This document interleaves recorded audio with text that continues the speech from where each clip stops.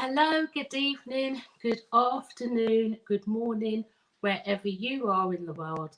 I'm Ruth Carter, the Liberty Coach, and I'm here another Friday with a Parenting Live on mental rites of passage this week. I do hope and trust that you've had a good week. We're at a pinnacle time halfway through the year. The schools have officially broken up for the summer holidays, and what have you got planned with your young people and children over the 6 weeks holiday? I'm going to continue with the rites of passage for you so that we can continue to learn, get some tips and develop. And always, you have got options through the blog post to email me here on Facebook or YouTube. You can leave comments, and I do now publish in LinkedIn, so feel free to comment there and on Instagram. So thank you so much for your time. Looking forward to having this discussion with you today, because it is something that comes up quite early in the Strengthening Families, Strengthening Communities Parenting Program.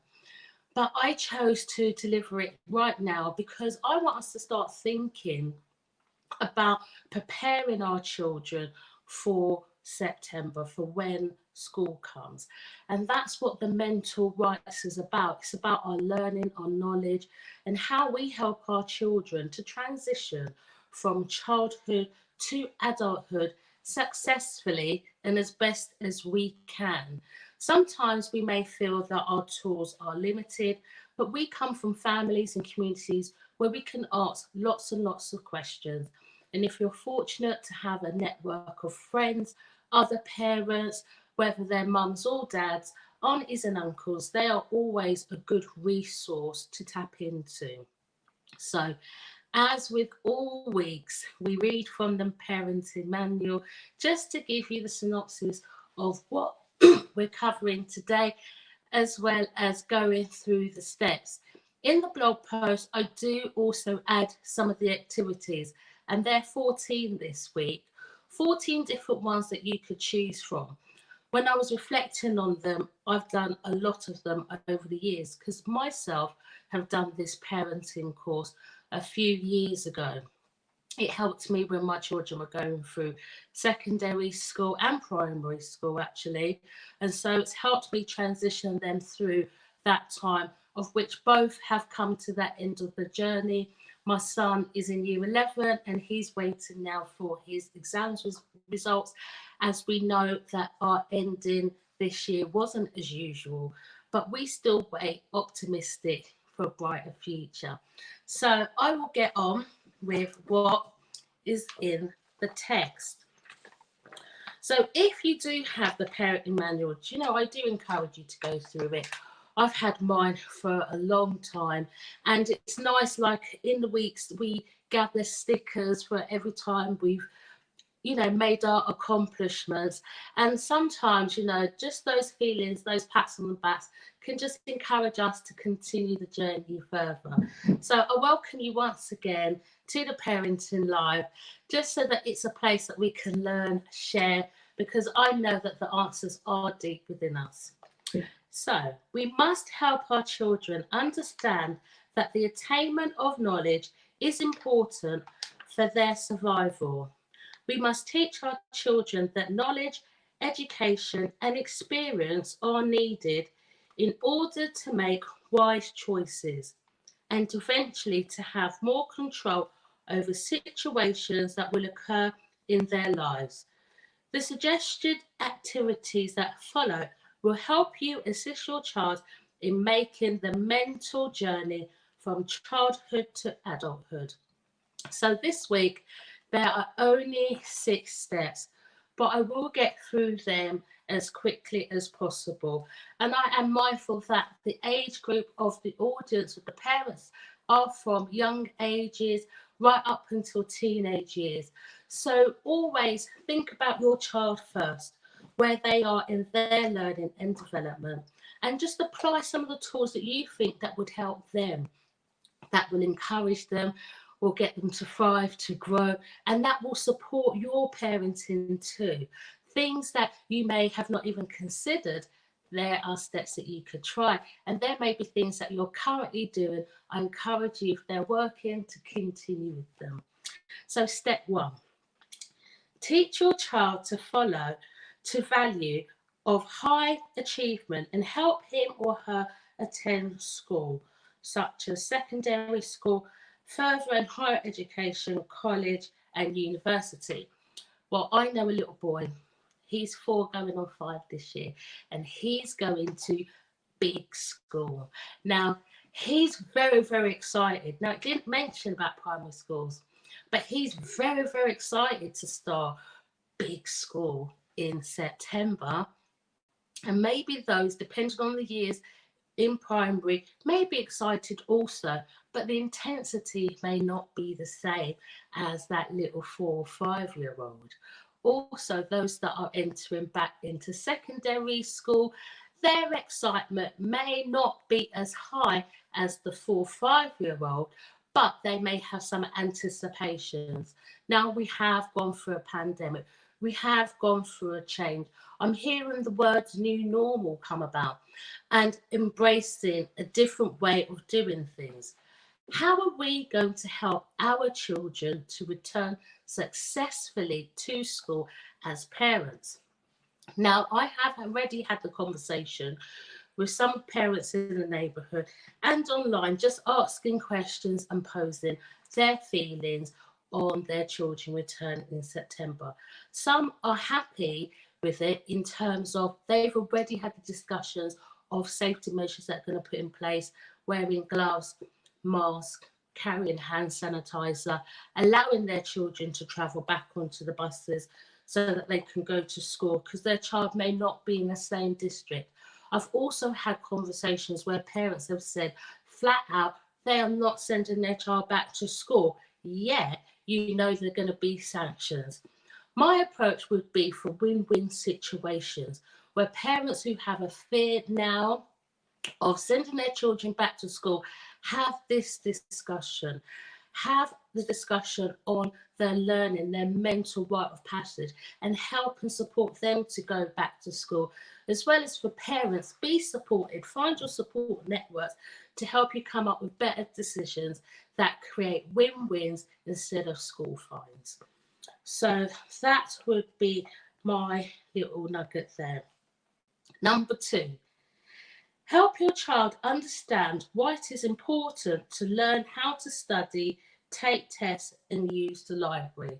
So for the last 3-4 months, a lot of young people have taken on to home studying at home independently. It's like some of the things some of the secondary school students have been asked to do are things that you would maybe do at university or maybe college level. Is one of the things that one of the parents had said to me. She felt that her daughter was being asked to, do so much research when she hadn't even learned how to do Google search and things like that, because where she is in the earlier part of her academic years in secondary school, it's not the first thing she runs to. But they did get that sorted out. They got the right help and support up until that point, till the end of term, so that she was able to catch up on vital subjects like English and maths to support her, where she found it very, very difficult in doing the independent research part at year 7. It doesn't always come easy to some, but sometimes we need to sit with our children and work out how Google works. Are we asking the right questions so that the right answers pop up? What is it asking us to do? And sometimes there needs to be that level of support there. So there is an importance there to help them to study and how to study and to take tests and why. Libraries have been closed for some time, but there has been a lot of access to online books. I have downloaded loads that were on offer for my own learning, reading, development and interest. So These are things that I'm doing as an adult. These are things that I'm encouraging my children. When I get links, I send them out on our little family WhatsApp group. And you might have something similar to sharing knowledge, information that supports where people are, what their interests are, and what they're planning to do in their future. For example, my daughter is going into fashion, my son wants to do electrician. They're both different paths, both different reading materials.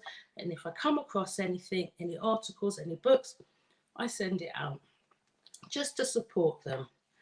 So, number 3, help your child learn to manage the stress of the school environment.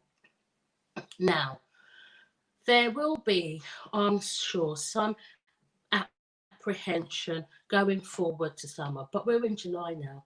We can think about what it will be like now when it's safe and get ready and get ourselves used to the idea, and so that we can settle and resolve our reactions now instead of waiting until that time and then it's like, oh, it's shock, it's this, it's that, when we could have already had that time now. We have got 6 amazing, wonderful weeks ahead of us, and where we are now, you could be a different person by then. But it all depends on what it is that you're working towards and what you want out of life. So help a child understand to manage the stress of the school environment. It will be different. Parents, let's talk to our children about this. It will be different going back, because I've read articles about these new bubbles. So let's get them used to the bubbles and think, what will that bubble be like? Who will be in that bubble? Blah, de, da, de, da. If you're upset that you're in bubble A and your best friend's in bubble D, don't just learn to resolve that now, because it's about your safety going forward. I have no real idea how it all will be implemented, but I do hope that it is done safely for all schools across the world. And any schools that are doing it and it's working really well, we can learn from them. Step number 4. Help your child develop creative abilities as well as thinking skills. And this is in regards to the left brain being the logical, analytical, and critical side of thinking, and the right brain, right side of the brain, where we're looking at intuitive, creative, and emotional ways of how we are. And you can have that conversation as with your child. What is your strength? Because some are very, very creative. I've worked with many children who are very creative and very highly skilled, but they may not be able to be vocal. They may not always be able to put, their expressions to words, but put pen and paper in front of them and maybe a few colouring pens. They will create a masterpiece from that blank piece of paper.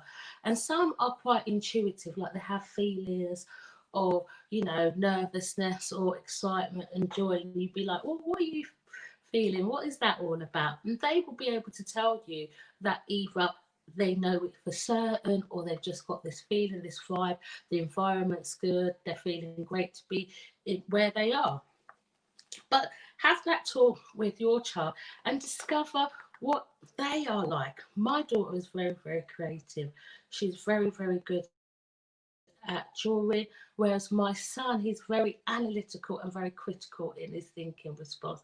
I would say I'm more on the emotional side of things, with creativity teetering in the background. But at least looking at where you are and the similarities with your children could even open up further conversations of similarities and differences that you may not even thought of having a conversation about how we think. So, moving on to step 5. Help your child understand why it is important to become skilled in reading, maths, science, and information technology, etc. Well, parents, this is where I really would have to come to us at this table to help our children along. And I say that in the terms that I have sat with the hat of being a cover teacher. I've sat in the hat of being a facilitator for wellbeing programs in schools, and I have struggled to read people's writing. And I have a visual impairment. So I put that to one side, and still I can't read it because it's just not legible. It just doesn't seem to join up. And then sometimes when I've worked with children with real extreme challenging behaviours, and I go and ask them to go and get a book and to read it, and to see how they struggle to read the words and then get so mad and frustrated, throw the book and all kinds of things, only because their reading levels are not where their age is, and that there have been gaps, and sometimes huge gaps in their education, because maybe they spent so much time out of the classroom than in the classroom, where they could have developed more of their reading, writing skills that would have supported their English and maths. And for me, it's sad. It's sad to see, as an educator, children who are born here, who've never left the country, some who don't even have a passport, have struggled with reading and writing. Yet you have children who have come from abroad, and they're near enough GCSE level. They can't even hardly read the language, let alone speak the language, to go and sit exams. Yet over the time and the months that they're here, they're doing whatever it is that they can to learn it, to develop it, and to get some form of grade to pass on to the next level, or have had the time where they've entered the education system in earlier years and become just as skilled, if not better, than those that are born here. I am very much a believer that taking time to sit and read with your children, your family, as a family exercise is really crucial and important. I might get it from my mum. My mum has loads of books. When she left, she wanted to carry all of them. I even had some of the books, and I actually donated them. But my mum has a library of books. So I grew up with just having books around and reading. And I remember my dad teaching me how to read and joining letters up. And because he has a strong Dominican accent, I kind of picked up that until, in the school system, they kind of said, it doesn't sound like that. You need to say it like this. And that was kind of beaten out of me. But having books around is something that I have been introduced to from my own parents. From before my children could read, even the soft books, the ones that are like made out of material and things like that, I always had those types of books for my children, just to get in the habit of sitting and opening the book, and then moving on to cardboard and moving on to paper and upgrading the skills of them, using the hands to flick the book and read what's there, look at the pictures, formulate ideas and thinking on what is going on in the story, and being able to translate that. All of those steps that I'm talking about really do help with the mental rite of passage. This is about learning. This is about knowledge. This is about value. This is about an investment in your own brain. Now, if we can help as parents teach our children this, I believe that we will help them to stand apart from those that are not doing it, because they would have practiced enough to have got better and better and better at it. So, moving on to the last one. It says, help your child develop solution building skills. Let's look for win-wins. Let's look for ways that benefit not just yourself, but others. Let's think about, or help our children think about, things from another perspective. And I know that's very challenging for some people that are on the spectrum.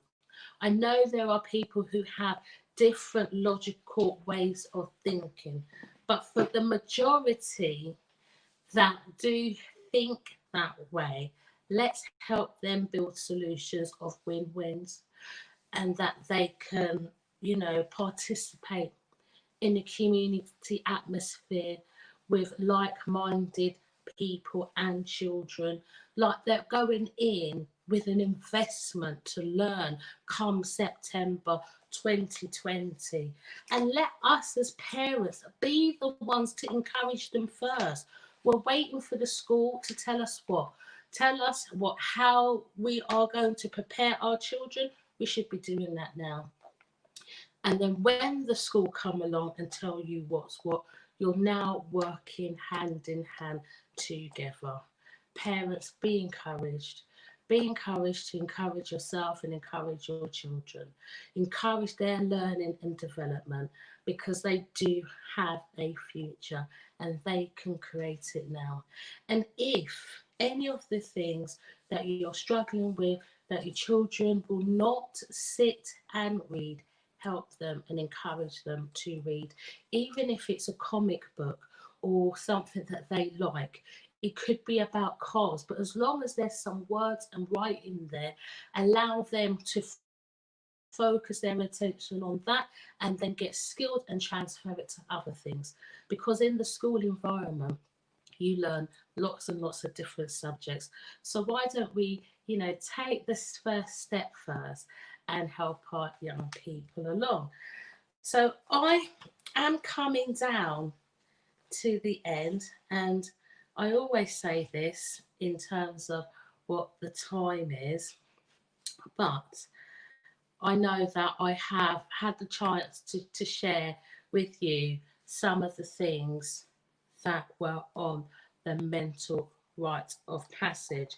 Now, there's 14 different ones, activities that you can choose throughout your summer period. And if you're hearing this a few weeks later, you still will have some opportunity to work on these tips.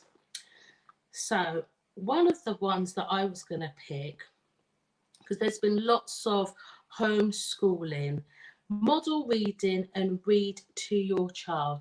Now, I know this is really ideal for very young children, but I have to say that when my children were in their teenage years, early and kind of mid around that time, we'd sit down and read. We all have a different book. We'd read a chapter and we'd talk about what we've read in that chapter and how we've understood it. My children were able to pick up books that were of interest to them. I picked books that were of interest to me, and I was able to share. But we just sit in the living room, just chill, and just everyone's, catch up and just reading. And that's about modelling, because this parenting program does reflect about modelling, and they do need to see you do that. In step one, it was talking about, secondary, university and college and things like that. My children have seen me at university studying with books all over the table, doing dissertations. They've seen that. And for themselves, one has chosen that path of continuing in university studies, whereas the other one is just wants to go to further education. But as long as whatever they are doing supports their choices for the life ahead, that they can sustain themselves, that is a step in the right direction. So I'll pick another one and then we'll close. Oh, here it's saying, together with your child, visit colleges and universities. Well, that's changing, because for my son, it's all been done virtually. Before the lockdown, we did have an open evening session about his course, which was, I think, in February time. But because he's now been accepted, any other, virtual tours that are taking place, that's how he's doing it for now. But because he's already done it, he's like, oh, how many virtual tours do I need to do? But I explained to him, sometimes some students need more than one tour to be certain that they're, one, they're making the right choices, and two, to deal with any anxieties that they may have, that they can see it, so that then going forward they can visualize where and see themselves in it, so to encourage themselves to go. So that's it. That's it for this week in terms of the parenting. I hope that you have enjoyed it. If you've got any questions, please do share them with us, and we will look forward to seeing you next week at the next Parenting Live. So have a lovely, lovely, lovely weekend, and we wish you all the best. And I hope you've got something nice planned. If you're going on holiday, enjoy it. I know I will not be going on holiday. Mine was cancelled. But what I am hoping for is to spend quality time with my children. And when things kind of open up, because in my area, it seems as though, you know, this virus is spreading. So for me and my household, we will continue to remain safe. You do the same and enjoy whatever you have planned for the weekend. God bless.